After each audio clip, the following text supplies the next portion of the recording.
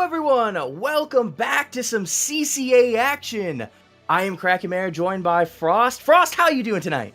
It's CCA night once again here, and of course I'm always pumped to see college level Splatoon as a college student that's almost done with his semester, with his winter semester right now. I'm hyped to start seeing more matches and getting the action getting the action going here, Kraken. Yeah, I'm always excited for that, and we are in playoffs, of course. So it is a win or you're done for the season. We are in some Division 2 action. This is the semifinals round. Octos and Squid united Scarlet from the Ohio State University versus the H-Town Rebels of the University of Houston. Both teams I've seen around a lot, especially the University of Houston. They've been around for quite a while in the CCA sphere. So it is good to see them back here and back in the playoffs of Division 2. Yeah, exactly. Here we've got was it Ohio and what was the other state? I'm kidding. The Ohio State University. If we don't say it that way, they'll get mad at us. Ohio State. The Ohio State University versus the University of Houston. Yeah, now I feel a little bit sorry for Houston State. As a person from Ohio, I legally have to note that, even though I didn't even go to a school in Ohio. If I don't, I will. They will fine me. I will not be on stream again. And exactly, that's a win or a loss, depending on who you are. Was there a Shadow Mafia somewhere in Ohio? Yeah. If you don't say the Ohio State, but okay. I'll have that noted next time I'm casting a match from the Ohio State. It's a little silly, but anywho. We have some fun maps here. I'm just double checking my list. I don't want to lie to you all. Starting on Tower Control, Undertow Spillway. What do you think of some key points or some key goals here for the two different teams to kind of grab on this map? TC Undertow is definitely a map mode combination that you don't really see often. Undertow Spillway, while more of an unseen game mode, or an unseen map here. You usually see it a lot on Rainmaker, but on TC, I think it's definitely imperative that you, of course, watch your high ground as soon as you start cruising toward the enemy side of the map here. You've got a lot of vantage points to work with if you're on the defending side during a tower push, so use that verticality to your advantage here. Especially in mid, that like upper snipe platform, really useful. Yeah, really, really useful indeed. And really, the biggest thing is also focusing on second checkpoint on this one. Second checkpoint is the key to this map. You're able to cross it, you're very likely to have a shot to win this whole thing, especially as long as you can get through third checkpoint. Third checkpoint's a little iffy, but in general, that one's, I think, significantly easier than second checkpoint. Using that high ground that you were kind of highlighting, you have to defend that, or you have to have that if you're trying to defend, and if you're the one attacking, clear that out, or else you are not getting past second checkpoint. Second checkpoint being in that divot down in. We have the ramp on the one side that's about the same height. You have, of course, the grates and plats and such up there that have the high ground you can fire down upon if you have a longer range weapon. So I think that's the biggest key point, and one you were talking about. I mean, that second checkpoint, though, is really, really tough. We'll see how both of these teams attack it. Here we go! So what are we seeing from Octos and Squids United? We're seeing RPD. Is that Zimmy? I'm witnessing, Kraken. We're also seeing two swords on the side of H-Town Rebels, and here we go. The Squids and Octos, as well as H-Town Rebels, are out of the ink and bursting towards mid. We're seeing... that's custom headed on the side of H-Town Rebel. It's an interesting headed pick. Usually you run the cooler headed. Toast is just trying to at least hold down the back line, control the paint here. Of course, that's a really good thing to look out for within the first couple seconds of the match. And now Toast has stepped on that tower, and they've already reached the first checkpoint. Of course, since it's TC Undertow, the first checkpoint seems to always be a really easy thing. That being said, H-Town Rebels is already 2 down. Here's Big Gay trying to at least get this shark. Coulson, here comes that Ultra Stamp, and will take out Big Gay. Can they get more? That Ultra Stamp buff is nothing to scoff at here, but it's looking like they are looking to be out of position, and that's a bomb. Watch out for that. The Booyah Bomb is being charged. Can Coulson survive? They will shut down the Booyah Bomb with the assist of Levi, and once again they're on the tower, and they're making it potentially past checkpoint 1 here. No, that Kraken is going to say no. Coming in, killing one, pushing the one off tower, but another member of the team hops on tower, but they didn't get the checkpoint. They hopped off before the checkpoint is cleared. 1 point on the checkpoint remains, and it doesn't look like the H-Town Rebels are going to grab it. They were trying to be smart there and hop off right as they got it. The Wiper making a smart play, but just making it a little bit too fast. That weapon just moves too quickly sometimes for you, and it costs them the checkpoint. In the end, though, Toast is going to clear it here. with a numbers disadvantage, continuing to push this as they get towards checkpoint 2. And we talked about how tough checkpoint 2 is, and look at this. They're cornered here. Multiple pincered players, but they don't get all of them. The Wiper's still here, Frost. Oh no, as soon as you say that, commentator's curse, Colson's going down. Here's Amy Rose with that Rapid Blaster, with that CRB here, trying to, whoa, what's going on here? A little bit of a connection issue, but that was 2 directs with that Rapid Blaster, with the Range Blaster. Wrong R there, and here comes that Kraken here. That'll definitely cause some trouble within H-Town Rebels backline here. They're charging, they have Toast in their sights here. No targets yet here, and they're on a difficult situation here. They're gonna get sloshed down by H-Town Rebels here. That being said though, Octos and Squids United have already gotten past the second checkpoint here. It's like you said, Kraken, and now they're cruising towards the 3rd checkpoint. It's looking like they could have a knockout in their hands. Yeah, I don't know about quite a knockout yet. Numbers aren't quite too favorable enough, but it's enough that they're going to get to the 3rd checkpoint. And that right there is huge. That's a big opportunity. 2.5 minutes, a lot of time in the game. And so you can start that snowball process again a lot quicker now that the 2nd checkpoint is down. We see Amy Rose here on the Blaster making another fantastic pick. They're constantly getting picks right now. If you are H-Town, they need to kind of be your main target. They are constantly rushing and getting picks. And we also have seen other players do great work too. You know, we saw Big Gay making a great play earlier. Right now, staying up, working with their pencil player, trying to get some more picks and keeping things at minimum a neutral, while they have a numbers disadvantage, I want to point out. Yeah, exactly, but they still hold ever strong. But as soon as I say that, here comes Eli, here comes L with the Decapitator. They're holding their ground, they have the bubble up, and now H-Town Rebels is on that tower. It's looking like their push is starting, but the chip damage and the pressure that Octos and Squids has here, there's just so much weapons that can poke out with their range. They have the pencil, they have the CRB, but Toast is a 1-crab army, but it's looking like their chances to survive are running thin as they're gonna go down to Amy Rose and the rest of Octos and Squids, and now they're just right back into mid. They hold the space really well, and if anything, that CRB does have Kraken to rip, and there it is. Here comes the Kraken. Can they survive it? Can they survive its wrath? Ella has no chance to survive that Kraken, and now the Soda's ready for Octos and Squids to keep the push going. They're holding a very strong lead of 22 to 58.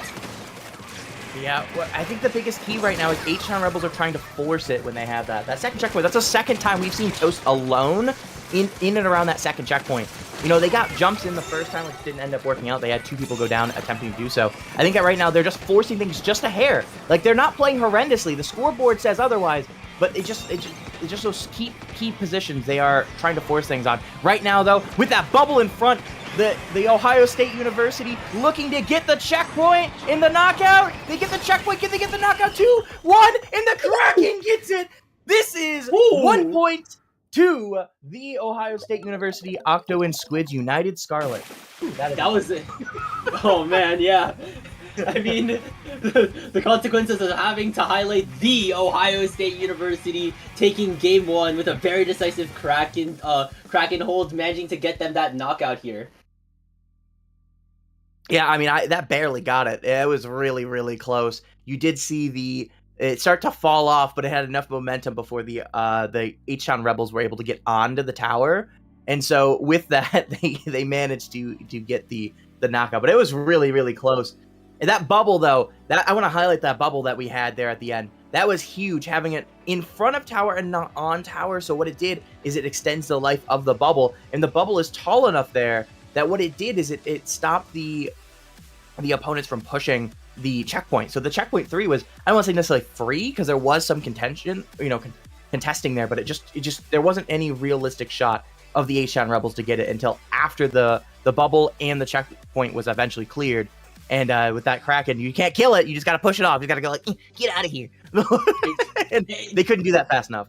The Kraken wasn't the only thing to worry about on tower. You mentioned earlier that they already had to deal with a choke point creating bubble, then they had to deal with Amy Rose popping that Kraken, and then of course they had to deal with that Soda with the tactical also sticking on the tower for a bit. That's gonna definitely block some shots and prevent them from contesting even further here. It's basically just hoarding the tower with so much unblockable things, just not allowing H-Town Rebels to just get on tower exactly when they needed to, and that's something that the Ohio State managed to execute really well. Yeah, they executed things really, really well in that one. I think the H-Town, again, they didn't do horrendous in that game. They played neutral pretty well. I would like when they had numbers advantage to be a little bit more aggro, and when they had numbers disadvantage to pull off just a hair. Because I did definitely see that, I highlighted that in the match, Toast a couple times. Trying to force that checkpoint 2 alone is kind of the one that comes to my head right away, right? But there was other situations that different H-Town people were kind of forcing me just a little bit. But they had numbers advantage, and we highlighted there that Big Gay and the pencil player, I can't recall their name off the top of my head here, for the Ohio State University. They were the only 2 alive, and there was 3 or 4 of H-Town Rebels there. They should have tried to push up on them.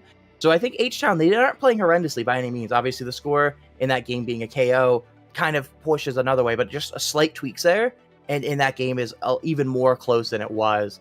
It took like the last minute or so it ended up being where the knockout occurred. So it wasn't like just a complete sweep of the H-Town Rebels by any means. But hey, you know what? One game, just you feeling out your opponent, you feeling out what you need to do, you make the adjustments, and we're gonna head into Rainmaker Manta Maria. So I like this one. I like this one. Rainmaker Manta is definitely a very interesting pick going into game 2 for this here. Obviously, with Rainmaker Manta, you've got a lot of interesting routes to take when you once you immediately pick up Rainmaker in mid. You either choose to brawl in streets, or you choose to make the difficult decision to make the jump past the gap here, and then put yourself in perhaps a little bit of a closer quarters map here. But we've got no more time for analysis. We're going straight into game 2. What will these teams have to offer? We're seeing a switch to Wellstring as well as Enzap. Meanwhile, we're seeing Gluga and a switch to the Vanilla Headed on the side of H-Town Rebels. Also, I want to highlight the Wellstring there is huge, because that's a great popping weapon. Pretty much at this point, the H-Town Rebels just have to assume they're going to lose every pop. Right? If that Wellstring's alive, you lose the pop. I mean, that's a fantastic example. 2 shots, it's gone. A little help from their teammates as well, but still, like, it's just, you're just going to lose the pop if it is contested anyway. So H-Town is going to have to be able to be ready to work around that. And the bloodbath to start here, 2 going down on each side, and we see this pro trying to get to the heavy edit, but instead they'll kill one of the other members, and they'll go down in an effective trade. And Toast is just raiding the skies here, at least managing to take out 2 members of the Ohio State here. They're pushing forward a bit. That Forge Pro is going to be forced to pop the Brio Bomb in the nick of time. And now they're dueling on the Greats here. Who will win? Actually, no, the Forge Pro goes down to the Timely Slosher from beneath. And I think mid is clear enough for H-Town Rebels to pick up that Rainmaker and start moving, I think, towards Street. That being said, though, Octos and Squids United have what it takes to disrupt a potential push. That Kraken is chasing it, and Toast, as well as L, will go down in a wipeout. And now it's the Ohio State's turn to start taking the fight back to H-Town Rebels. It was so close, the Rainmaker was on the pedestal. They got them frames before they would have broken the checkpoint. That was a fantastic bubble, by the way. Almost was enough to get the checkpoint. So H-Town Rebels going to come empty-handed in terms of checkpoints. But you know what? They got some early momentum here. But Wipeout plus getting a couple more down here. I don't know if they're going to be able to hold this checkpoint this time themselves, and they are going to give it up. Yeah, exactly here. And if anything, they're also really holding Street really well. That being said, though, I think they will actually get the pop here. Rainmaker is exposed. There is Soda on the side of the Ohio State, and they're just kind of fighting a little bit in and out here. I think they're just trying to look for picks, anything opportunistic enough to get a push going. There's already 2 down on the side of H-Town Rebels. Make it 3. However, Rainmaker has been picked up by Octos and Squids United, and they will push it all the way to 15. And they're still going. That Kraken is still in there like swimwear, and Amy Rose will pick it up and basically puts it at 1. The terms and conditions of the match are now set. H-Town Rebels needs to get a knockout. 2:30. It's a lot of time in a Rainmaker game. I mean, we've seen that it took less than 2:30 for Octos and Squids to get it to 1. So, you know, by estimations, of course, you can get it, or estimations, by proof that you can get it in less than 2.5 minutes to get a knockout. So, you know, we're not done yet, but that's not a great place if you are an H-Town Rebel fan. And but getting a couple members down of Octos and Squids will help with that. Yeah, definitely, I'd say so. And they're actually trying to retake mid really effectively. That being said, Toast is going to go down to Big Gay. And if anything, Big Gay's dueling in the street, but they will go down to Complete here with those Gluga dualies here. Really interesting to see that. We saw them take out the wall streak very effectively, and they go down to a trade with TJ Buddy. That being said, the bubble has been popped by Octos and Squids here, and I don't even think they're trying to push up here. I think they're just trying to hold down mid to the best of their ability. That being said, Complete's trying to at least get a little bit more picks on the side of H-Town Rebels with the Gloogadoolies. The Booyah Bomb is ready to rip. This could potentially yield some good displacement as well as some good paint here, and it's being thrown down. It will be able to get Okamu, and they will go down in a trade to Amy Rose. There's 2 down on both sides. Booyah Bombs, and so much more are flying from both teams here. Like you said, the bloodbath will never end. Bloodbath isn't ending. The big thing is they got Okamu, but then they dropped 2 for it. They went 2 for 2. They've got one of the people they need to get. The 2 that H-Town Rebels need to hard target right now is Okamu and Big Gay. They are the biggest 2 causing problems. They're staying alive. You're almost always having 2 members of Octo and Squid United alive at any given time. And so they're just getting jumps in. I think we've seen that multiple times now on the different spec cans as we've moved around. They switch over to Big Gay, and there's 2 people jumping to them. And it's like, you can't win if the opponents have 4 people up in mid all the time, you know? So I think right now that's the big adjustment that H-Town needs to make. Is just go after those 2, take out those 2, then clean up the other 2, the Pro and the Range Blaster. Of course, the Range Blaster has been getting a ton of value, though. So that's a little bit easier said than done. Yeah, definitely. You don't want to mess with a CRB that can land their directs. Okamu's in a little bit of a pickle though as the Tri-Strikes fly down, and they will go down. There's basically 30 seconds left in the match for H-Town Rebels to get this knockout. Things are looking slim, but can they get things done within these final 20 seconds here? Already, Complete will go down. L's gonna go take out the Range Blaster here. I think it's just them left on street to get this dude in. They will take out Big Gay, but overtime will have to start soon for them, and there's another pick in their streak for L. Okamu's gonna fall off the boat, but that won't be enough for H-Town Rebels as Octos and Squids United. Scarlet will take game number 2, 99-36. You hate to see a Squid or Octo go overboard. Shoutouts to our producer, Omazen, for capturing that. We always love watching people fall off the boat. I don't know what you mean. I always, as a producer, try to catch that. That's the best thing, you know? Oh, you fell off the map, you silly. But then it's like, you know, you go capture those amazing plays by the players. Like, you made up for it. Yeah. And this one, it didn't matter. The game ended. Who cares you fall off the map, right? You know? I've had a few of those where I jump off the map as the game ends, you know. Maybe not accidentally, like I think this one was. But, you know, still, you know, who cares?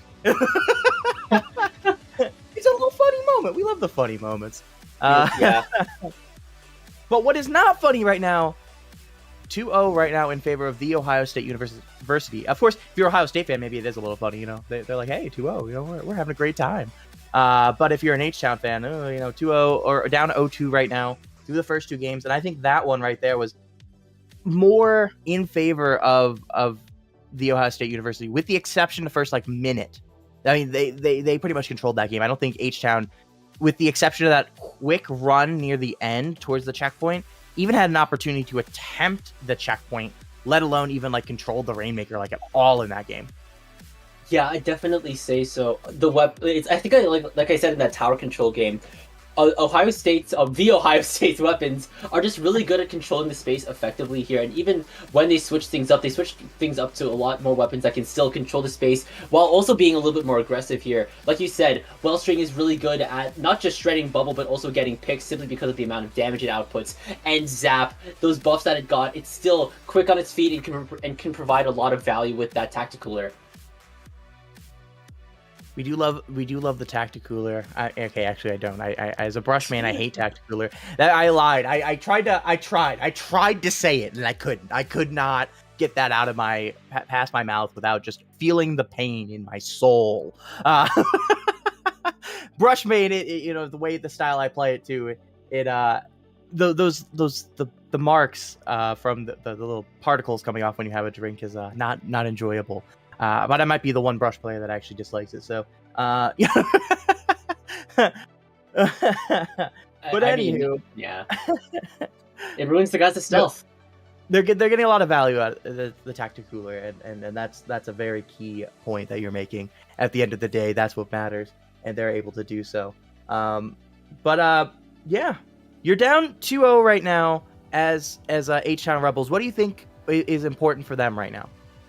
Oh, for Houston State, I would definitely say right now they perhaps it's like you said earlier. They need to take their fights a lot more effectively here because of how well it's like how well Octos and Squids United are just holding down a large area of the map here. My words are not churning out effectively, but you get the deal. That's me normally, so I understand. Yeah, and we are going to be watching Zone's Umami. Yes, this is our next one here. We're starting it up. We talk too much, I guess. We don't get to talk about the map as too much here, but I like this one. This one's fun. It's all about the choke out points near and around the dome. Hold your opponents there. Ideally, you can get past it if you can. But here, we have a little bit of changes. We have the pencil back from Okamu, and then we see a Dreadringer for the first time tonight. Yeah, I definitely would say H-Town Rebels comp is suited to be a lot more brawling aggressive here. They're running 2 swords, the Glooga's still there for a little bit more utility, and that new addition of the Dreadringer can provide a lot more paint. It has that illustrious Reef Slider. That being said though, Octos and Squids United are now taking the fight to H-Town Rebels spawn. Already Big Gay will go down, first casualty of this spawn fight here, and AB Rose is in a difficult situation, but they will be able to take out Complete, and I think that, the member over there had to jump back in the way, but L is painting Zone. It is now in neutral. Do they notice that the Decapitator is painting?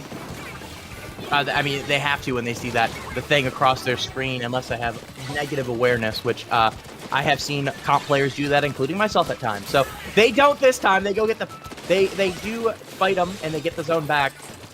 But 3 members go down. Okomu rushing backwards quickly as swords are rushing behind him, but they decided not to go after the pen this time. They went after the zone, which is the more intelligent thing. Objective is more important than a single particular kill.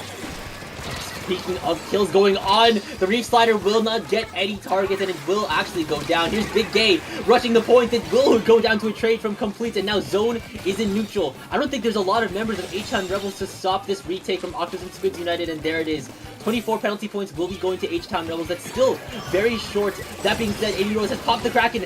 Complete will go down, and now they're rushing the back line here. Can they get any more of these swords without falling off? No, they're forcing to retreat, but they have enough paint to sustain it. They will go down to L with this Decapitator here. They just need to find a way to break past Octos and Squids in order to get past. And there, AB Rose has gone down. That's definitely a good player to get rid of. And now that Stamp is leading the charge. You do not want to mess with an Ultra Stamp as it's charging in. The Hammer Throw will not get any targets, but Zone has been capped for H-Town Rebels.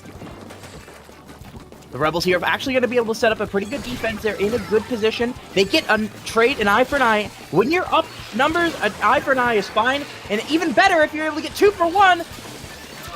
Maybe not quite. There it is. There's another one there. Good play. Numbers are going to be even, but the big thing is the Mini is alive with their special. In numbers disadvantage for H-Town, this is probably going to be a zone flip. With the bubble in one zone, it's basically can you hold on to their right zone, and they're not going to be able to do so. And with that, the penalty back up to 31 for H-Town Rebels. But 220, a lot of time. Over 80% of games in zones go to knockout. So we're very likely to see a knockout via Frost. And now H-Town Rebels have secured a wipeout for themselves and are now taking the fight to Octos and Squids base here. But it's like we said earlier, Octos and Squids have a lot of good weapons that can control space, and they're starting to flush the rest of H-Town Rebels, but it's looking like they're choosing to stick out the fights here. But that Kraken is looking to change things, but the lead has been swapped. They managed to stall out Octos and Squids United for at least as long as they want to here. So they will take the lead back in a 34-45, and they're still in control. They're still fighting for as long as they can right now. I think the big change here, we'll talk about a little bit more, I think, after this game, that they've made H-Town Rebels is going really well. Of course, now 2 down, I say that 2 of them go down. So they're probably going to lose the zone here, I think. They get another pick 3 down. This will be a flip in favor of the Ohio State University. But the Ohio State University is down over 40 points right now. Well, 39. Maybe I can learn to do math one day. I need to go back to the Ohio State University for math, I guess. But the penalty point gonna go down here. But H-Town has their specials. They're rushing in. They're going to get a zone neutral. Can they get the picks? They get the pen. They get the pro. They get the zone neutral on the other side, but they don't have the cap until now. Minute remaining. H-Town Rebels in control and in the lead. They do hold a very strong lead of 6-39. That's still 29 points for Octos and Squids United to go through. Zone is in neutral. I think that hero Booyah Bomb charging from the Ohio State will put one of them in neutral. Make it. There's already 3 down on H-Town Rebels though, and now Octos and Squids United are just rushing the scene. They will get the cap here. There's 30 seconds left on the point here. H-Town Rebels just need to get this recap and hold it just for a little while. Colson does have the hammer, but Amy Rose has popped the Kraken here. These are 2 specials that can cause so much havoc if you don't respect their space, and looks like Complete did not respect that Kraken space, and now it's only Colson left on the side of H-Town Rebels. There's gonna be 10 seconds left. Octos and Squids United need to make this hold work into overtime. They don't have any penalty points, and they're holding, and they're just forcing H-Town Rebels further and further back into their spawn really effectively. One zone is in neutral though. Colson has the hammer. They are stamping it down, and then will be able to take this game. H-Town Rebels now has points on the board. I like the adjustment. I said I was going to talk about it post-game here. I like the adjustment that Rebels made this one. I think that is a very good, we'll kind of break it down here, but they went from a slower comp that wasn't able to get the picks on Octo and Squids United. They constantly were getting the first 2. It's not that the other, Amy Rose and the Pro weren't getting value. They were getting value, but what they could never do is get past those 2. Always there was constant jumps. We saw that a lot, especially in the Manta game, that we saw those jumps in behind. And so it's like, oh, you got the 2 of us? Well, it doesn't matter. The other 2 are still alive. In that game, they constantly got the pen and the mini. They were dead. They're the paint. And so what H-Town, they switched to a very aggressive comp, no backline. They had the decav, the wiper, they had the glue guys, and the dread. And then there's one more Y that I cannot think of it. The dread. Yes. And so they were all a lot faster of an option. And you can see how fast they were trying to get into the Ohio State University spawn. They were going at it quickly. It wasn't always successful. And a couple of the times that Ohio State got back in, it's because the H-Town Rebels kind of pushed up maybe a little bit too far and being a little bit too aggressive. But you know what? That is the direction that I think they needed to go in this. And it's a way to kind of counter the way that Octos and Squids United were playing. And so very good job by them recognizing that they just needed to move faster. And now they're on the board. You could take us a little bit of a breather. It's like, okay, we finally got back on the board. We're not going to get swept. We're not going to be down 3. But I'll tell you what, feeling down 1 or 2 is a lot better feeling once you start getting down 3 or more, 4. Obviously, we are in a BO9, so... Oh, man. You can be down 4, but still, once you get down 3 or 4, you pretty much just feel like you're out of it. So, be able to get that point here in Game 3 is got to be a big breath of relief there for the morale of the H-Town Rebels. Yeah, definitely here. Let's hope that after this win, their momentum can start building here. We've seen how aggressive they can be with that sword, with that decapitator here, and I think they definitely made a good decision, like you said earlier, by going all in to that aspect of their team here. By any chance, do you know what our next map mode is, Kraken? Our next map mode, I do have it handy here. Our next map mode is going to be Clam Blitz on Museum. The deceptively linear map that I'm not going to totally shred here in frustration that it exists. But I have my thoughts on Museum that differ from some people's thoughts. But in general, it ends up playing effectively a very linear map. If I'm going to play Museum, though, this is the mode I want to play on. And it's all about controlling the spinners. You control the spinners, you score in this game, and you can score a lot of points. This is one that I think a backline is pretty much mandatory. We'll see if H-Town's going to switch to that, or if they're going to just try to be really aggro. And they're going to be really aggro here, Frost. I do also want to note that Museum Clams does have the conveniently placed box here that can basically net a lot of unseen scores for a lot of games that I've been seeing recently. For whenever Museum Clams comes on, Complete will get the first blood of this match, taking out Okamu. That's going to be no soda for a little bit. That being said, Complete will go down to a straight bomb from Octos and Squids, but a power clam has been built already by H-Town Rebels here. So that does put them on the board in terms of clam economy, but not in terms of numbers, as 3 members will go down on the side of H-Town Rebels. Colson was the last member, and now that's going to wipe out here. Can the Ohio State leverage enough clams to get this push started here? They are pushed up very far into H-Town Rebels spawn here. They do have be cooler as well. And here comes that power clam, but now they're under threat from the Reslider and from the Ultra Stamp here. There's already 3 down, and it's just Okamu left at the mid spinner. I don't think this push is ever going to happen, as that orange power clam is starting to fade away. Yeah, it is gone. Both teams having some attempt at a push. I think the big thing, H-Town is getting to the back line again. We saw the first person go down in the entire game was Okamu in this one. From complete here, the opening on the Gluga. So they're playing what they need to do right now to get the win. Of course, they got wiped, but nonetheless, they're getting the positions they need. Until now, this is not what you want to see with a bubble in front, 3 members down at H-Town. This will probably be points on the board, pending an extreme slider right here that we saw in the first attempt. The slider is hanging out there in the back, but I don't think they're getting value this time, Frost. And yes, they're gone. Yeah, the Dreadringer did go down. There's already 2 members. Well, I think AB Rose managed to secure 2 picks down for the side of Octos and Squids, and now the barrier has been broken, but the Secavitator is hoping to brush any more loose ends away here. I think they're just trying to chase them down in mid, and I don't think they will at least push the score to 62. I think this is probably a good enough push for the first game here. It will give them a pity clam, but not too much of it will not give them too much of an advantage here. That Ultra Stamp is unfortunately cancelled, and AB Rose is still going on with this Kraken, taking out not just 1 but 2 before being shut down by L. The bubble comes in. Oh, they get the double on the bubble. They try to force the jumps there. Now they're playing a little bit. They're playing aggro, but they're playing like just rushing in just a hair. Just a hair where they're getting picked off one by one. So they were getting, that was kind of the difference between last game and this game right now, is the H-Town Rebels are going a little bit alone while forcing the plays, instead of a little bit together. Before we saw a lot of specials and another one trying to follow up. This case, we haven't seen it through the first minute or 2.5 minutes here. We see a Big Gay with another bubble, gonna drop a bubble here. H-Town, Octo and Squids United are gonna go for another push, and here, the barrier's broken. 1 point scored. Will there be more, Frost?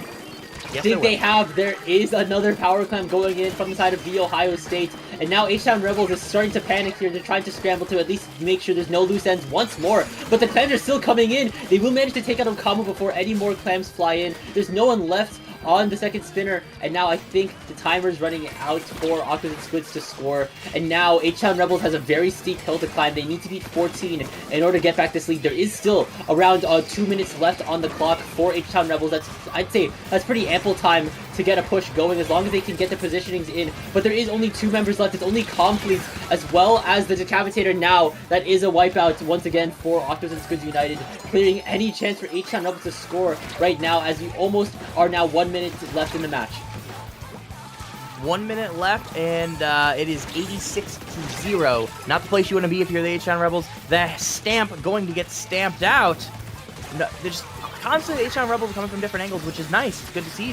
They're just not connecting. A couple times they've had opportunities, I think, to take some members down in the Octos and Squids, especially the 2 that we highlighted, Big Gay and Okamu being the 2 anchors in this one. Effectively, they're constantly finding ways to stay alive on any of these flanks.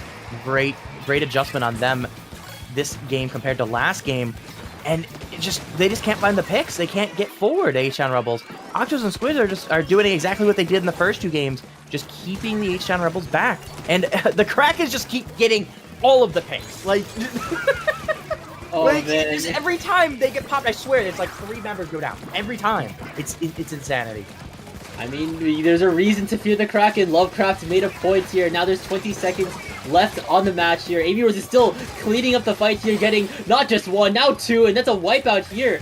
Do they have another chance to score? There's a power clam, and it's going into the basket. Oh, no, it missed, actually. But Big Gay is still holding down the point. That's a jump with a power clam, and it's being thrown in. The barrier's broken, and now it's entering overtime. But that overtime is just being immediately shut down by what looks to be a knockout from Octos and Squids United Scarlet. That is 3-1 here during game number 4. A little shy of the knockout in this one. They threw in another power clam a little early. I think they were trying to time it up where it ended. It would hit as overtime started, and they missed. So they had to throw in one more little one to just kind of because if you score when overtime is going, the team that is winning.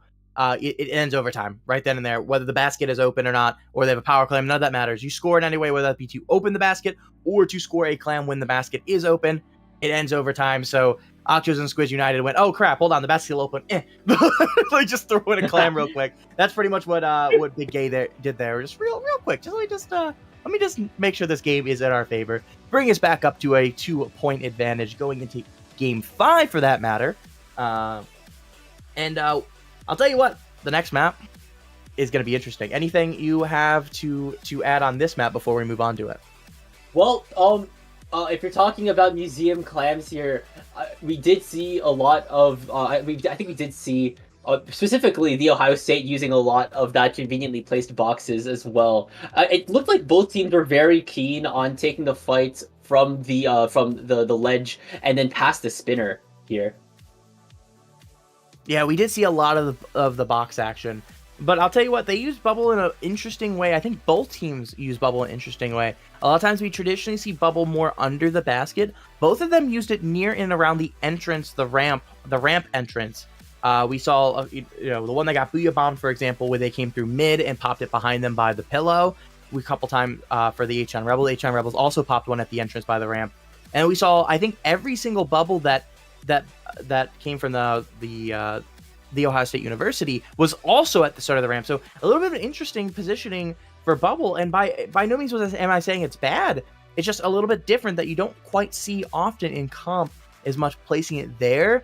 But what it does is it keeps space and allows you to get control of the spinner, which is the most important key position. If you take the spinner, you have a shot to score. Instead of where it's like you're just trying to score without it and then save it for once you're actually scoring to kind of keep position. It's take the position and give yourself an opportunity to score instead of you have to find a way to get that opportunity without the bubble. So I'm very I like that. I like that. Yeah, and now we're going into game number 5. Welcome to TC Inkblot Art Academy. I'd say the name of the game here is executing that push past the second checkpoint very effectively. There's no comp switch up on the side of the Ohio State here, and we're switching the Dreadringer up for V-Slosher this time around here. Tri-Strikes will definitely be pretty important in probably securing tower or getting a push going, I'd say, Kraken. Yeah, I won't shout bats for those that watched me last time on the CCA stream with Hoenn. All I did was shout bats for the entire duration of this map, so I will refrain, except for this. Go get bats! Oh, sorry, I had to have one. I'll try to keep that going. I mean, if anything, if anyone's seen my streams before here, you know how much I love to make my silly Sisyphus references. If you don't get bats effectively here, you do not want that tower to be rolling down like a giant boulder here. And we're seeing the Booyah Bomb start to fly out from H-Town Rebels here. TJ Buddy is put into mid here, but they have AB Rose with them. They will take out Boo Boo, and that's a charging up Booyah Bomb being tossed at tower, but that will go down to Colson. H-Town Rebels is looking to assert their dominance as they go into the upper platform here. Now it just depends. Now Kraken would be a good time to say that line. Go get bats! Go get it! And they are! Shout out to the H-Town Rebels. They are taking position, and they're going to get checkpoint too, like that. The Ohio State University is... They're up 3-1, but right now this game looks like they're the ones down 3-1. They're just absolutely getting taken out back. Good bubble here on tower. Gonna probably get checkpoint 3. 3 checkpoints down in a minute and a half.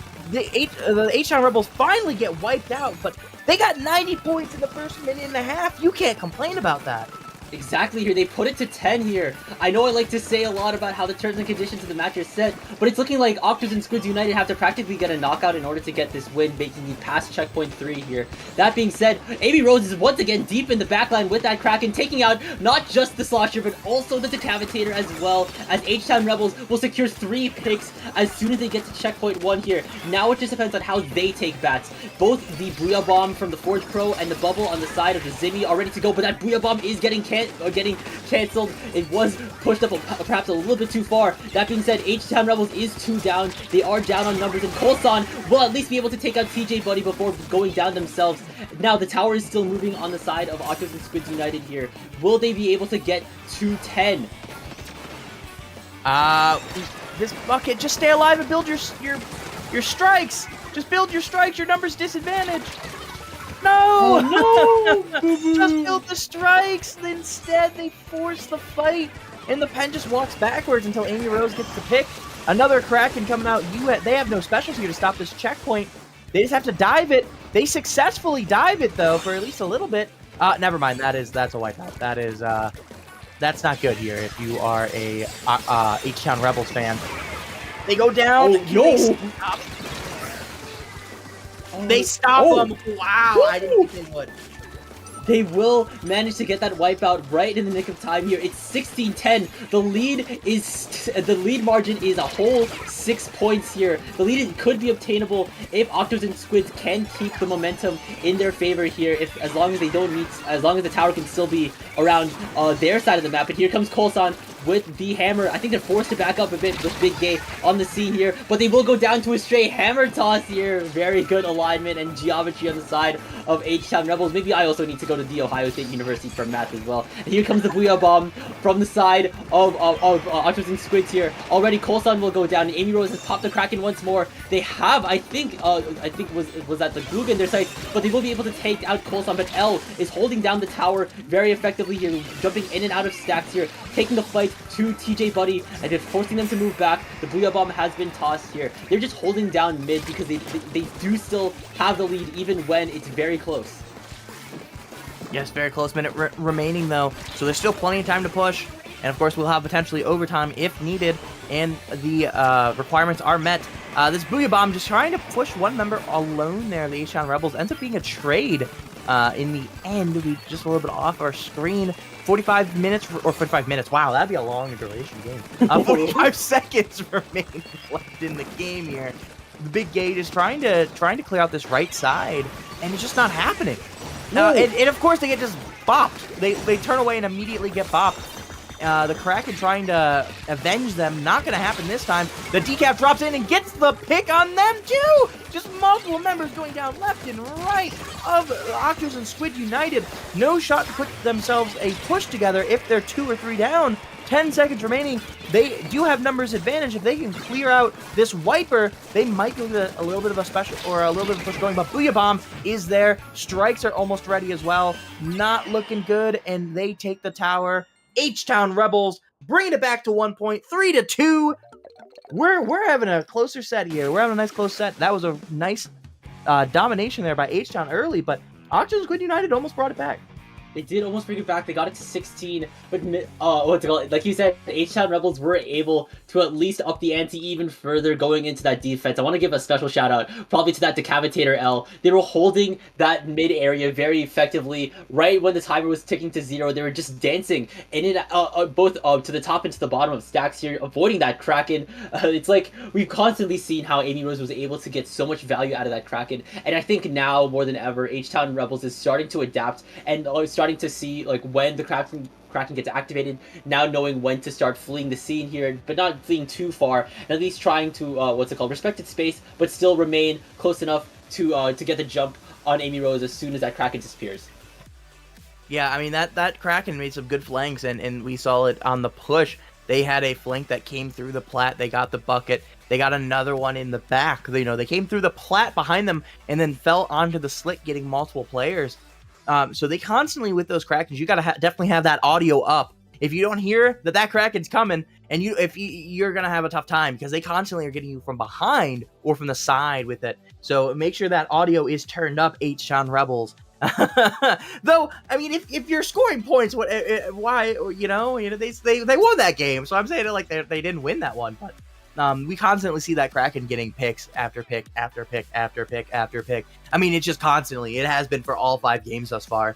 And I think they're going to have to kind of find a way to get a little bit of a change of plan here, because right now, it didn't cost them this game.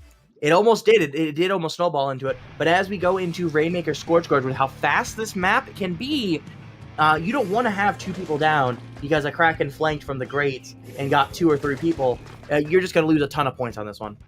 So once again, both teams have stuck with their comp from that ink block game here. I definitely say that Boo Boo switching to the bucket is a very good choice. Strikes can provide so much value in basically almost all the modes, and that first pop will go to H-Town Rebels here. They're already trying to get a bit of value. That being said, Boo Boo's going down, as well as I think TJ Buddy with that Forge Pro. That being said, Big Gay, like you said, is just holding, like we've seen before, is holding down the line here. I think they will at least manage to get complete here. And now this Cooler, I think, is ready on the side of Octos and Squids United. They're starting to trickle out here. That being said, the hammer's ready from Colson here. They're stamping, but I don't think they will be getting any value out of it because Octos and Squids United are just holding the space once again very effectively, just forcing them to retreat into further and further back into the map. Colson's gonna go down. L's gonna go down too, and there's already 2 members down. I think it's time for Octos and Squids United to start pushing.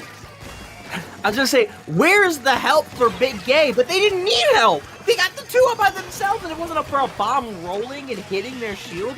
They might have survived that. They were starting to move away from it, but they don't get the checkpoint. That's a huge defense by H-Town Rebels, being numbers disadvantaged, able to hold the checkpoint barely. But it doesn't matter if it's barely or they get 0 points from on the Rainmaker push. The big thing is that checkpoint did not fall. Rainmaker reset. You have to get the Big Gay though. The Big Gay. Big Gay. The Big Gay. The Big Gay. Yeah. If you are H-Town, because they're just sitting there painting, and you just can't move on it. But if you're gonna at least push them back, you might have an opportunity to get the checkpoint, and they do get the checkpoint. They get them though. Just the pen remaining. This could be big points on the side of H-Town Rebels if this pen can go down or at least get pushed back. They are able to get pushed back. Here they go, 36. Not a bad position, but I felt like they could have gotten maybe a little bit more. I don't know if they feel a little bit disappointed in that. Perhaps they have. They did not get a little bit past 36, but 36 is still a lot of numbers on the board in comparison to Octos and Squids 69. Very nice. But even still, they are losing here. It's still, I think, what's it called, around 30 points differential as the Rainmaker will reset. The Kraken has been unleashed on the side of Octos and Squids, and Ukamu has gotten the Rainmaker, and they're holding it. They're getting this push going. They need to still get first checkpoint, like you said earlier, before their untimely demise during their first push. Colson will go down. There's 3 members down on H-Town Rebels here. That's basically giving Octos and Squids enough space to get going, and I think they still have more in them as the Booyah Bomb will be tossed. Complete can't get a break yet here as there's a lot of orange paint on their spawn, and the Big K has dropped the bubble here. Honestly, I think that was a little bit of a miss. They needed that bubble a little bit more forward. They put that bubble a little bit more forward, they have lead here. That, I think, is the difference. The bubble, they had an opportunity with multiple members of H-Town Rebels down, and they kind of hesitated, which is something we haven't really seen from them. They've been very good about being aggro when they need to be. That one, I think, was a little bit of a hesitation, because they popped the bubble about where L is now. Where if they would have popped it a little bit where the Rainmaker was when they had the opportunity, I think they get lead. But nonetheless, they have gotten the checkpoint, min 30. It's Rainmaker, a lot of time to move here, so if you are the Ohio State University fan, you're not sweating it too much. It's Rainmaker. They're up 3-2. You know what? They're not perfect. No one's perfect. And so, you know what? They still have a lot of time to correct and get that lead.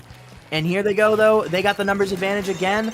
We see Big Gay pushing up real quick. They have bubble. They're gonna pop bubble here in and around the first checkpoint cross, which I think is a little bit interesting. But if you can get past the first checkpoint, you are in and around that area, points go really quickly. That being said, though, Colson does have the hammer ready to rip, and considering how... Oh, they will go down, actually. I think that was to Okamu, actually, with the Rainmaker. And the bubble has been put up once again by Big Gay. The amount of bubble output Big Gay has been putting up is insane. That being said, there's a lot of artillery coming in on the side of H-Town Rebels. The Booyah Bomb and the Tri-Strikes are just holding Octos and Squids at the first checkpoint, just almost to a standstill. AB Road will spot the flank from Complete here, but they will go down in a trade to L. Now Boo Boo's approaching Okamu here. They are trying to dance around the marshmallow, but they will go down to that bucket. There's going to be around 30 seconds left here. H-Town Rebels still holds the lead. Target Big Gay here. If you are H-Town Rebels, go find them and target them. A trade with them at this point is a positive for your team, the way that things are going. Every time that Big Gay's around, they're losing space. Even if numbers are even, you're losing space if you're the H-Town Rebels. Go get them. A trade is okay if you can get the pick, but trade not getting anything it's not a trade. It's just a death.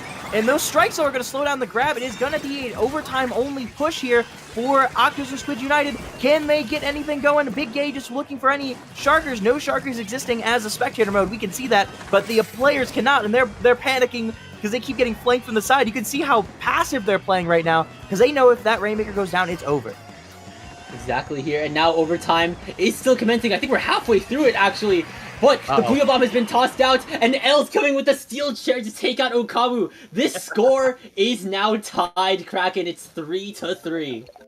The toothbrush comes in and cleans up the opponent. It's gone.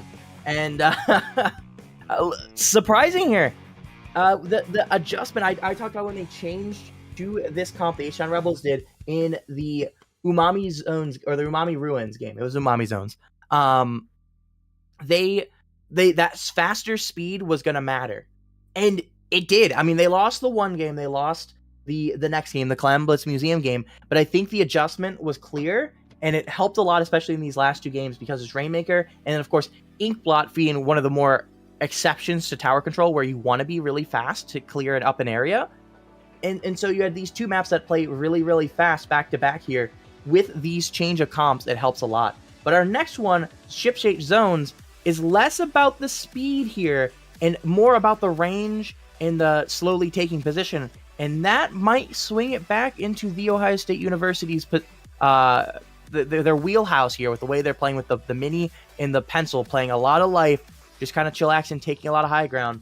And I think on retakes, there are going to be some struggles there for the University of Houston here, Frost. Yeah, I definitely say Houston University would probably have a little bit of difficulty, especially considering how effectively the Ohio State manages to control a space. If they can just get a lot of good control onto that bridge and onto a little bit past the bridge going into that great area here, it will allow them to just have a really good control over basically all of mid, since there's just not a lot of cover on ship-shaped zones. Basically, you'll have a good view of when the attacking team will try to get a retake. And considering the comp that we've been seeing recently on the side of Houston State has been we've seen how they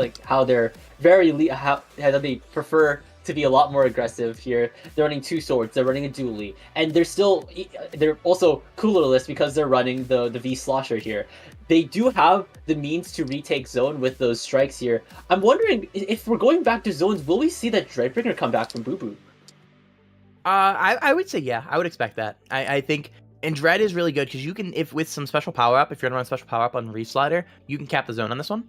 I think it's like 2 mains, 2 subs or something. It's a lot on this one to cap it compared to something like Mahi. But if they're wanting to go with it, it still will cap a lot of the zone, even if you don't run the special power up. So you run that in there, you might have a good opportunity to quickly get the zone. And we'll find out here very shortly. Obviously, Boo Boo is comfortable with different Slosher strikes. Isn't a bad option though. No changes here from the side of Octos and Squids United, and we do see that Dreadringer, the only change of all 8 players. Yeah, we have seen how proficient L and Colson have been with their swords and complete, bringing Gluga to the scene here. Definitely a really interesting showcase from H-Town Rebels, showing how versatile it can be with not just its sub, the amount of paint it can cover with the Booyah Bomb, but also with the range that Gluga has in comparison to a lot of dualies here. And we're seeing complete here. They're dueling on the bridges. TJ Buddy, they try to outdance them here, but they will go down. TJ Buddy now being able to take out L and pushing Colson even further back here. Zone's going into neutral, and it will be capped by the Ohio State here. It's left to Colson throwing this hammer. It will miss TJ Buddy here, and now they're under fire from that Forge Pro. Will they be able to make it out now that it's a 2v1 with Okamu as well there? The lead has been swapped, and they're pushing past the 70 threshold into the 60s. This is looking like it could be a lockout, but can H-Town Rebels break out? Yeah, that's the tough part. I told you, as soon as they got that lockout position, it's just, I don't want to say it's over, but it's really tough to come back in. If they just keep going down like this, yeah, they have basically one opportunity at this point. I'm going to be 100, there's one opportunity.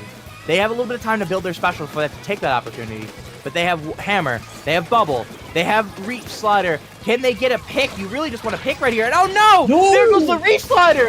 I think this might be over already! Oh no! You're right, that pick on the Reef Slider was very crucial for the Ohio State to get this knockout crack in here.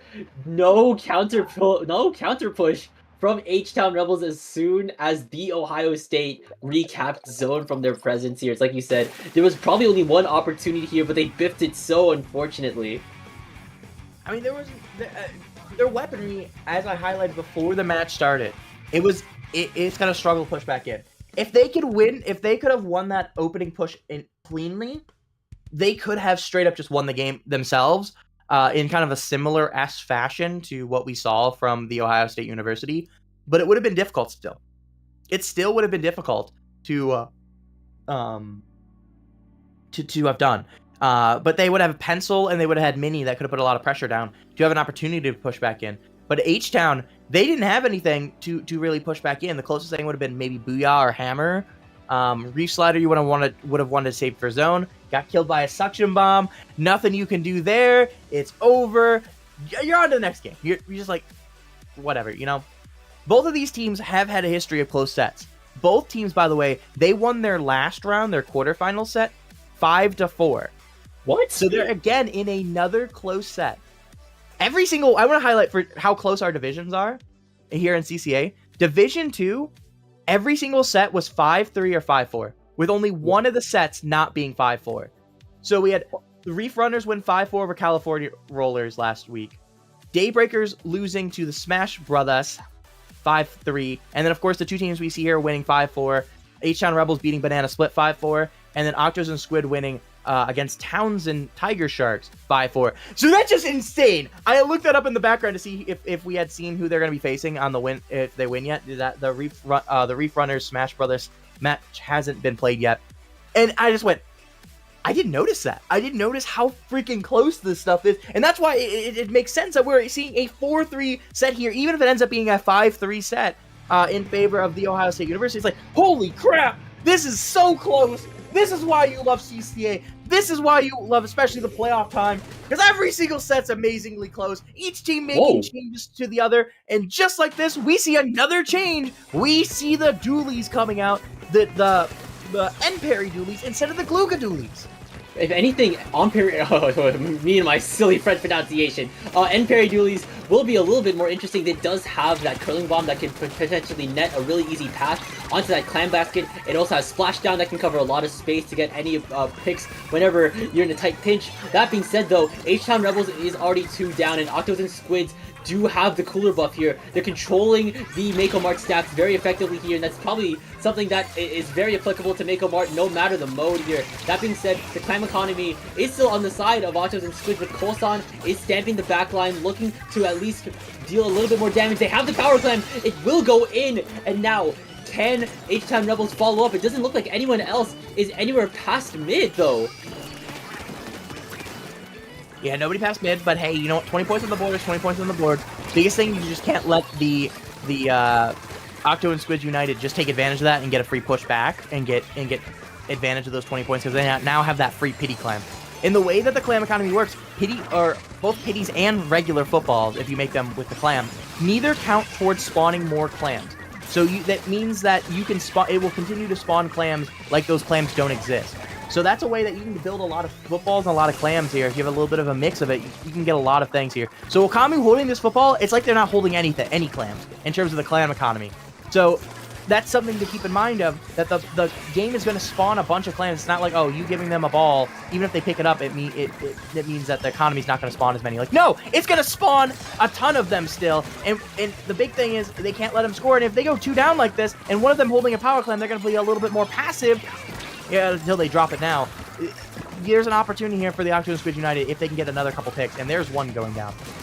Yeah, and there's the second one going on to Boo Boo, and now they're closing in on that power clam basket. It will go in. They just need to throw a little bit in order to get that lead. If anything, there's CJ Buddy really close to the clam basket, throwing in a lot of clams. Meanwhile, Okamu, as well as Big Gay, will throw a little bit more here. They're already past the 50 threshold, moving into the 38s here. Kolson's trying to wipe away any more loose ends here. They will be able to take out TJ Buddy. They have this jump camped, and they will start stamping. If anything, as long as they can clear out this, I think they could get another push going here. But Kolson's looking like they're in a little bit of trouble. They are a little bit overextended, and TJ Buddy has taken notice. They will be able to take out Kolson. Now, the Ohio State University just has to return to controlling mid. They can hold this 35 lead very effectively. Yeah, you're talking a huge lead here, right? That was a big push. That's what I kind of warned out. Like, hey, you gave them a power clam, and they have a clam economy spawning in their favor. It could go down really quickly. We saw that there. How quick they got a ton of points, getting themselves 65 points in that push. But they have a dualies in their spawn they need to worry about. But it looks like the Blaster coming in, cleaning up. Good help there by the Blaster. The Pen realizing they're kind of the bait there. Let them be bait. I'm gonna go get the pick. And now, I think the Ohio State has enough clams to get ready for another push here. They do have Kraken ready to go, and here comes Amy Rose here. Once again, the Kraken's been unleashed. I think that's a bubble on the side of H-Town Rebels, though, here. That'll definitely impede them as it closes off spaces, but there's already 2 down. But L is coming in once again. Can they brush away any more loose ends? No, they will go down to Big Gay. Now, Big Gay's moving in. I think Boo Boo has taken notice here. The Booyah Bomb is being charged up by Octos and Squids. Here come the Tri-Strikes from H-Town Rebels, but Big Gay will be able to get that pick, but they will go down. There's 2 down on the side of Octos and Squids, but the damage is being dealt here. Amy Rose is the last one left in mid here. They're being chased down by L. They will go down to that Decapitator, but no loose ends on the side of H-Town Rebels as they're being swept up by TJ Buddy in a trade here. The lead is still 35 to 80. H-Town Rebels has a very steep hill to climb within this last minute of the game. Yeah, but the big thing is that push, all it did was basically give a power clam to H-Town Rebels with 45 seconds remaining. Like, that's not what you want to do. You gave them a power clam back. Here, that power clam might be used against you, and you got no points. And on top of that, it still takes more than a football to get any points on the board for yourself. But not that you're really concerned about that with 30 seconds. Oh, that's a big double! But can they capitalize on it? Right now, it does not look like yes for H-Town Rebels. Here, actually, they are going to put 10 points on the board.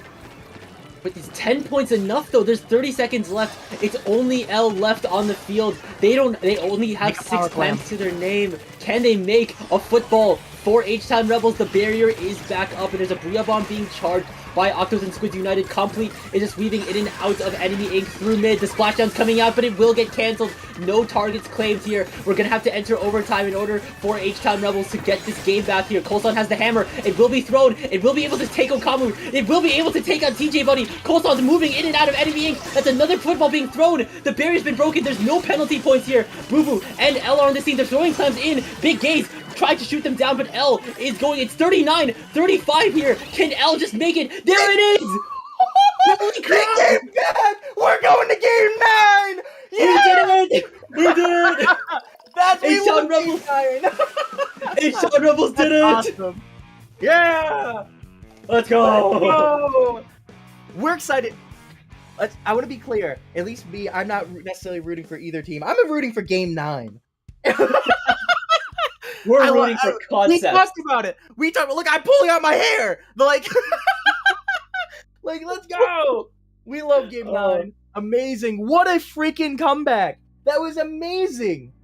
Exactly here. They managed to navigate that overtime push really well here. They managed to get all of their the right members in the right places. L has just been moving in and out of fights so effectively well, making sure they can get both the picks, the utility with that big bubbler here. They managed to get that score in with that Wiper here. Wiper, I definitely say as someone that plays a lot of Wiper here, it's definitely really good at getting power clams in, and they do that so effectively here. They get a lot of the primary basket breaks for H-Town Rebels here. They started that overtime push, and then Boo Boo and L just managing to clean up the fight so effectively here. I mean, we saw that Wiper. That Wiper made the clutch play. I mean, no ifs, ands, or buts. If they did not make that double, score, and then go get another... If they don't do that, they got their team jumped in, everything. If that doesn't happen, the game's over. That was the clutch play. If it was not for that... If it was not for that, the game was over. So an amazing play by the Wiper. Shout out to them. I mean, if they win this game, that's going to be one of the things you come back to and go, yes, this was the difference in the set. And oh my gosh, here we go. Going to TC on Hagglefish Market. Which team will win it? Find out here. Welcome to the straightest map of all time here. There are flank routes that the swords as well as the Glooga from H-Town Rebels can appreciate, but Boo Boo has already gone down here. That's no strikes for H-Town Rebels going in. L will be able to take out Amy Rose, but no loose ends. Once again, TJ Buddy managing to shut that decapitator, but before it can cause any more damage here. Damage control is definitely important for both sides, as two members of Octos and Squids United will go down. Colesan's going down. There's already 3 down on the side of H-Town Rebels. Complete is in their spawn, right in their face, throwing a Booyah Bomb potentially to the back line here, causing a little bit more trouble. It will be able to take out the Big Gay, but that's another Booyah Bomb being tossed onto the tower from Octos and Squids United. That being said, H-Town Rebels is already past the first checkpoint here, and Complete is just owning the front line alongside Colesan over here, Kraken. Colesan are making great plays. This time, it goes to the Glugas. I mean, they're getting massive picks. They got Gay, the Big Gay here going down multiple times. We see the Pro going down. They're gonna break checkpoint 3. Checkpoint 3 has fallen in the first minute and a half. Ooh, down to 8 points remaining. Oh my! This is gonna be. They're basically a knockout for Octos and Squids United if they want to win this set. H-Town Rebels. Mind you, they don't have a lot of defensive weapons. They need to be aggro about it. They cannot get passive, but putting 92 points on the board in the first minute and a half is insane. The snowball from game to game is continuing here, Floss. Oh my gosh. Now, Kraken, correct me, have we seen this before on tower control? I think we have here.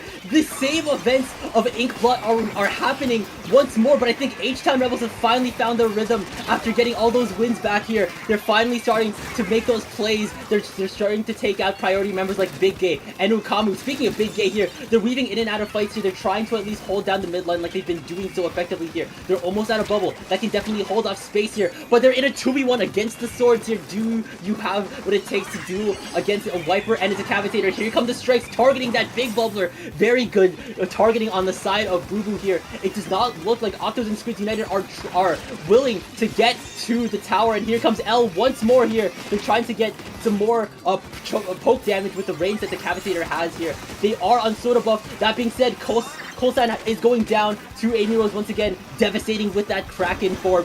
But they haven't made any distance here. It's still 8-0, but now they're starting to move forward. But can they move forward for long, as a Booyah Bomb will be thrown out from Complete here? Complete, yes. The Booyah Bomb was huge, stopping the tower. But an eye for an eye again. Hammer coming out, not getting anything this time. And they're probably going to go down here to the Pro. Okay, a jump out. Not quite a pick, but effectively pushing the opponent back. We see the H-Town Rebels continue to move the tower. That's what they need to do. They don't need to necessarily push all the way to trying to score more points. Keep the tower, though, in and around that first checkpoint. I think it's going to be a key play here for the next minute and a half-ish, roughly. If they can do that, it makes Octos and Squid United have to back up or have to push even further and more time to build specials. You can see how that worked. By the time the tower got to mid, they had specials again. And you see the H-Town Rebels moving the tower forward again. For the a billionth time this game, it feels like, already. Just pushing the tower a little bit forward. Instead of having to push it for almost 100 points, you're going to push for 150 points, 130 points. That's a lot more of enough time to build those specials like Booyah Bomb, Strikes, Bubble, or Hammer that all can pretty much stop the tower push directly themselves. And H-Town Rebels are just taking the fights so effectively here. They are managing to take out Big A once more. The Big Gauges cannot catch a big break for them. Amy Rose is just trying to keep the midline alive. They are being chased down by Colesan, the tri-strikes, as well as L here. And they're moving it back to the first checkpoint, like you said, making sure that the ball is always in their court, but not being able to take it. There is 1 minute left on the clock. Big A has the bubble. Amy Rose has the Kraken here. They need to make this push work practically into overtime in order to make this work here. At least Colesan has gone down, but there's already 2 down on the side of Octos and Squids United. Amy Rose is just being pushed back even further. They are managing to take out L. That's going to be a really good, valuable pick here, at least taking out one of the frontliners. But Complete will be able to weave in and out from the front line to the mid line, taking out TJ Buddy. I think they have the big game in their sights. They have Amy Rose in their sights here. They know that the mini is there here. They know at least there could be at least one or more people within the flank routes. And they are making sure to stay under the cover of bubble. And it doesn't look like anyone's going to have to get onto tower here. This has to work into overtime here. They need strikes are there. A knockup. Here they come. Oh no, the strikes! It's over. It's done. It's over. The H-Town Rebels come back and win this set 5-4 after being down 2 points multiple times in that set, being down 2-0 and 3-1. They come back, complete the comeback, 5-4. Another set from both of these teams going to game 9. Just like that, we had another amazing set from Division 2. I mean, my hands are up. Just put me in a black and white filter and just put the text "Absolute Cinema" on it. I'm already the Martin Scorsese reaction image here. What an insane game! I wouldn't call it a reverse sweep, but an insane comeback from H-Town Rebels. Shout out Houston, Texas. I know Dio, one of the people we love around here, is shouting somewhere. I don't know if Dio's in the. I thought I saw Dio earlier, but if Dio's not in the chat, they just know to shout. Somewhere Dio is shouting. So I mean, that was just an amazing comeback by the H-Town Rebels. Make great adjustments there, and the Ohio State University just didn't quite make as many changes back enough to get that victory. I mean, that was just insanity there. Once they just got on the back foot initially in that Hagglefish game, there was never really a shot for them to come back from it. They just kind of rushed into the fights. We saw a couple times there. We saw a lot of death there, I think, from the two that we highlighted there being Okamu and Big Gay, more than we had in previous games, because they just had to force something. And I think if they took it slow with how much time, they had 3:30 remaining by the time they stopped the push, right? So if they'd taken maybe a little bit more slow, they might have had an opportunity there to take that back. They had the weapon advantage on paper. On paper, that's a weapon advantage. I'm going to be honest with you. I would take, without knowing anything else about either team, that weapon reset. I think is a really good one, but they just lost early. We saw the Doolies make amazing plays in their spawn. We saw the Wiper then supporting that as well, coming off from an off angle from that high ground and getting slashes and hammer throws and things. We saw only, I think, one pick from there, but even just the general pressure they put is just insanity, Frost. I mean, that was an amazing aggro push. Exactly. I definitely say that Decapitator, Wiper, even Gluga, they thrive in the front line. We saw how effective Complete was. They were cooking in spawn, managing to get so much picks in and out of that fight here, managing to secure them all the way to 8 here. They were still holding down both the mid line as well here, and of course the utility that Gluga has. It has Splash Wall that can add a bonus amount of defense here, and of course it has that Booyah Bomb for basically getting people off tower. Not to mention they had that Strikes, like you said earlier, for basically securing that game into overtime here. Once again, like I said, the switch to V-Slasher from Boo Boo has always worked. Whew, man, I think that was a good set. That was a good one. We enjoy fun sets here, and it's just another one we were kind of highlighting it a few games ago, that just how close CCA can be, right? And how many good sets we can have. I have no idea when the Refrunner Smash Brothers set is here for the other half of the semifinals for Division 2 is. But I'll tell you what, that one, if it's on stream, come watch it so you can see which one of these teams are facing them. Obviously, it has to be soon. I don't have, we can check real quick if they reported score. I don't know, but nonetheless, it's got to be soon. So, it has to be, with the fact that if this is the last day of the week. We just heard from our producer. Thank you, Omazen. 10 p.m. Eastern on Splatoon Tourney. So make sure to go check that out here. Of course, H-Town Rebels, you should go watch that too. And the Ohio State University, your team should go watch it too, because you still have a third place match. They're not done playing. So make sure to watch either of these teams compete in, or sorry, both of either team. If they're on stream here, I would assume that they're going to try to get the grand finals in third place, maybe a little bit iffier just depending on time slots. But I know CCA, they try to get every match they can. We have 3 sets going on right now. 3 streams going right now for CCA. At least 3, because I think there might be a IPL stream tonight too? Yeah, there is one stream on CCA's main Twitch here that is NCCS Splat Llamas versus the ever so famous PSU Fish. And on IPL's... And on IPL's Twitch, we have UTK Feeders versus DPU Chicago's Squid Hole. Yeah, I mean, CCA has put a lot of effort into into getting these matches on there. So shout outs to all of the CCA folk, the producers especially. They put a lot of time into this. Shout outs Omazen, who is the one in our ears right now yelling at us. Not really. Get out of my head, get out of my head, get out of my head. They give us the information there, so I appreciate that, Omazen. And without them, Neptune, Vapor, Pipe Dream, all of them, David, just a ton of people that are doing production. I feel like I'm missing like 3 people. Without them, this would not be possible to have as many matches as we do and highlight all these CCA events. So it's really, really cool. So shout outs to all of them.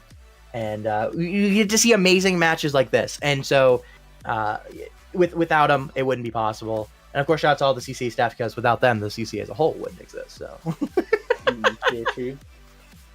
Get in the true here. Man, I'm at a loss for words right now. What we've seen from both the Ohio State and from Houston State today. Man, it's like you said, it's another set on the list of these very close 5-4 sets here. These battles are intense. Yeah, I think because we are both at loss for words how amazing this was. I mean, I think we got the words out more than we were lost for words. we both said a lot, to be fair. I think it's a great place to wrap up, so Omazen can take a nap or go to sleep. Whatever. Yeah. Knowing how people are, you only get a nap and then you got to do stuff at 3 a.m. It's been there. I've been there. So, Frost, where can people find you? Oh, the good people of this YouTube chat can find me on the site formerly known as Twitter at TK_Frostix. You can find me at Blue Sky at frostix.bluesky.social. And I guess if you want to support some of the work that I do, you should totally read Gap Year on Wattpad. I swear it's worth your time. Wink.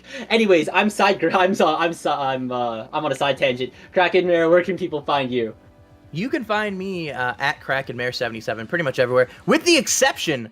I kind of forgot to change it, so it's not on the producer. It's over here, the Blue Sky link. That's wrong now. I'm at KrakenMare77.inc now.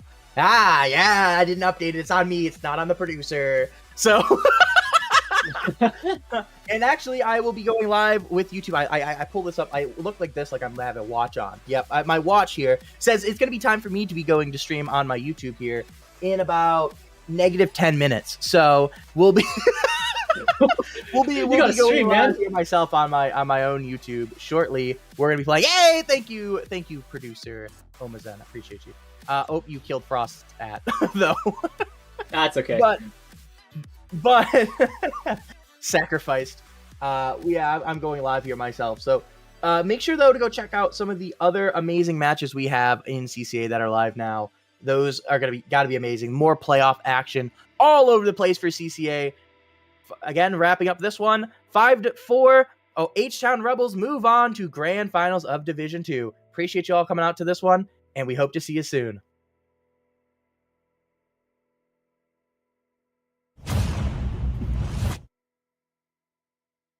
Steel says bye.